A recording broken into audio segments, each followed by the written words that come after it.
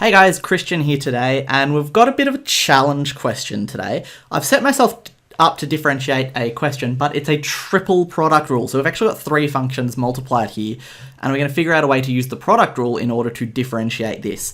So what I'm basically going to do here is I'm going to take this in two steps. What I'm going to do is I'm going to let x times ex be the first piece.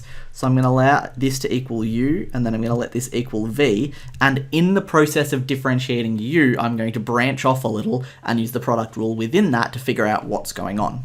So we start really simply by going let u equal x ex, and we're going to let v equal cos x.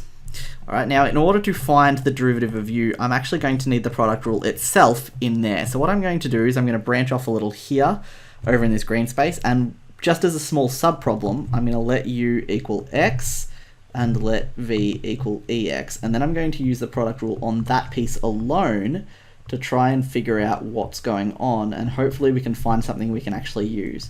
So fortunately, this is actually a relatively simple problem. Using the product rule, we've got u times the derivative of v, which is x ex, plus v times the derivative of u, which is just e to the power of x, which means that our derivative here is x ex plus ex, and the derivative of v very simply is negative sine x. Now we're going to use the product rule again and put it all back together. So to find the derivative of the original problem, we're going to say we want the derivative of u multiplied by v, which is x ex plus ex, the whole lot, multiplied by cos x, plus the regular u multiplied by the derivative of v. So we've got a negative in there, so I'm just going to turn this into a minus sign.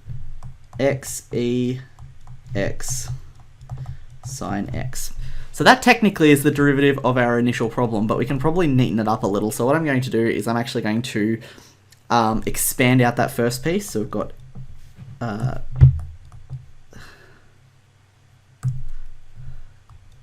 x ex cos x plus ex cos x minus x ex sine x. And we can sort of actually see when I do it like this that there seems to be some kind of triple product rule actually in play here. So we've got this first expression, which if we have a look at our original expression, I'm going to call this a, b, c just for a little bit of explanation.